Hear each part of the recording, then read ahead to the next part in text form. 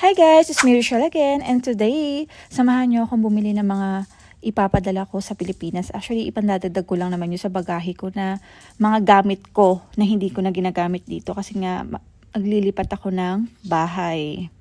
Ito nga pala yung box na ipapabagahe ko at ito, konti na lang talaga yung kulang niya. At mapupuno na talaga siya. O ito, halos lahat mga gamit ko siya. Tapos dinidagdagan ko na lang siya ng kaunting ipapadala sa kanila para naman sulit naman yung pagpapagahi ko.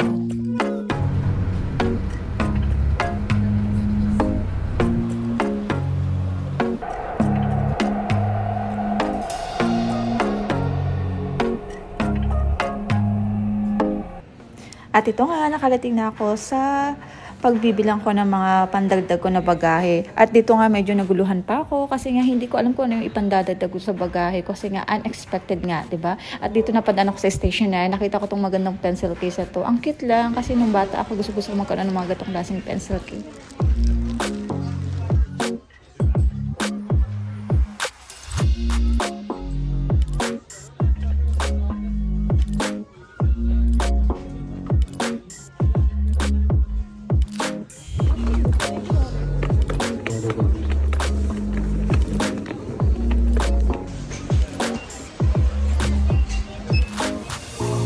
Card po yung babayad ko. Na, bababa ako. Sige na, bye! Bye-bye, bebe! At ito nga guys, after kong mamili, nagpasundo ako sa kaibigan kong si Sunshine. Total, nasa labas naman din daw siya. Kaya ayun, nagpasundo na ako. Hindi na ako nahiya. Kasi para sa ganun, hindi siya hassle pag pauwi ko kasi medyo malayo din yung aking tinitirahan. Diba? Okay guys, papakita ko sa inyo yung mga pinamili ko sa day to day. Actually, mapupuno naman tong bagahe ko. Ang problema is, may mga may mga space pa. Kailangan natin sulitin yung pagpapabagahe natin kasi medyo mahal din talaga ang magpapagahe. Parang 390 dirhams. So, magkano na yun sa atin? Parang almost 5,000 din ang pabagahe. Merong ito, pati yung meron ding maliit. Okay? So, ngayon, dumaan nga ako sa day to day kasi wala akong time talaga na mag-ikot-ikot sa ibang mall or kahit sa banda. Kasi ang pinuntahan ko lang is Carrefour, Greenland, sa Pan Emirates. Kasi most na ipapadala ko is mga gamit. Tapos yung mga gamit ko na extra. Kasi nga, maglilipat nga ako ng bahay. Maglilipat kami ng bahay. So, kailangan, konti na lang yung gamit ko. Kasi mahirap talaga kapag bed spacer ka. Wala ka talagang sariling flat. So, kailangan less ang mga gamit mo. So, ngayon, itong pagpapabagay ko is biglaan talaga. So, ito yung mga pinamili ko sa day-to-day. Additional lang ito. Chocolates. Oh! Ito para sa mga pamangkin ko. Chocolates. Bigat akin to. Personal pala ito. Ito, mga peanuts. Peanuts ulit. Mga almond mix siya. Tapos, Mentos na candy. Personal ito. Tapos, chocolates ulit. Additional. Then, mga peanuts ulit. Pika-pika. Then, ano ba to? Candy na jelly siya. Masarap to. Na-try ko na siya. Masarap to.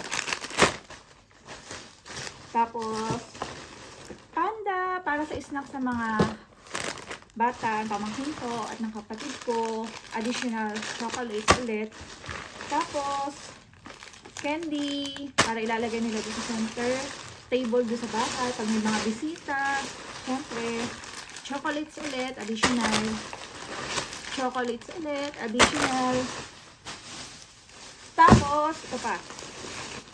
Ito, kailangan to kasi pag masakit ang katawan, ito ang magandang pambahid. Subok to. Water, akin to. May nakita akong lotion. Naalala ko dito sa Snail White, si Alex Gonzaga. Kaya ipapatry ko to kala mama dun sa bahay. Kasi nakaano siya 11 dirhams, naka-promo to siya sa day to day. Try nila. Pwede ko pa to natatry. Try nila. Kasi bawal nga ako ng mga whitening dahil nga sa aking skin disease. Tapos ito, wet tissue. 1 dirham lang siya. Binili ko na 3 para sa bahay. Para kapag aalis-alis sila doon, lagay nila sa bag nila doon. Tatlo na yung binili ko. Tapos ito mga t-shirt lang. Tatlong t-shirt lang. Para sa kapatid kong lalaki. Tapos, Band-Aid, personal, akin yan. Tapos ito, may nakita kong screw na maliit. Kailangan ko to at least dalawa. Kasi nga minsan nahihirapan dito sa akin. Kasi dito, may times na kailangan kong mag-open. Pero wala akong ganito. So, akin to. Personal din to. Pero sobrang dami naman niya. Siguro, kunin ko lang yung kalahati. Tapos papadala ko yung kalahati. Tara, simulan na natin ang pagbabagahe. Kailangan matapos ko na to. Pati itong maliit na to. Tapusin na ito ngayong gabi. Kasi bukas na ang pick up.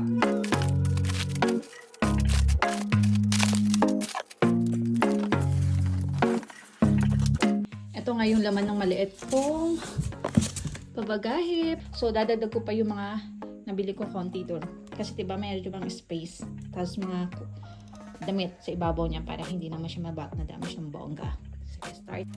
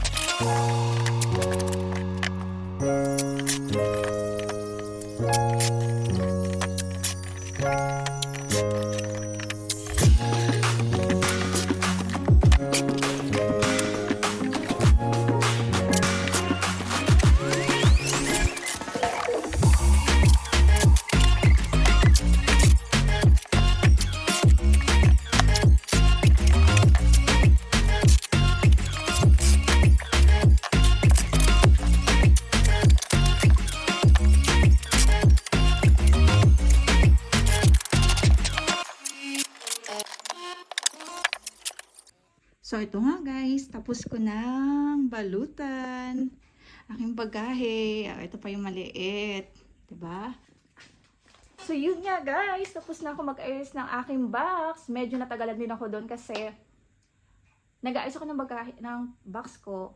Naglalaba din ako. O, di ba, multitasking tayo dito. Kasi sayang yung oras ko. Kasi nakauwi na ako, umalis ako kanina kasi nga namili pa ako ng mga bibilin ko. Tapos, sayang kasi kung hindi ko naman siya mapupuno, di ba? Kaya, grabe, anong oras na ako natapos? Anyway, at least wala na akong iisipin pa bago kasi kailangan before 27 makalipat na kami dun sa makikita naming uupahan. O, diba? Mahirap kasi maglipat kapag marami kang gamit. Kasi na-experience na namin yan for how many times. Naglilipat kami. Ang hirap talaga pag bed spacer ka. Yun talaga masasabi ko. Ang hirap din kasi kumuha ng flat kasi hindi mo alam kung baka mamaya malipat ka or matanggal ka sa trabaho mo. Alam mo yung maraming mga circumstances na hindi mo alam, na hindi mo kontrolado. Anyway guys, yun lang. And thank you for watching. And see you again next time. Bye! Fix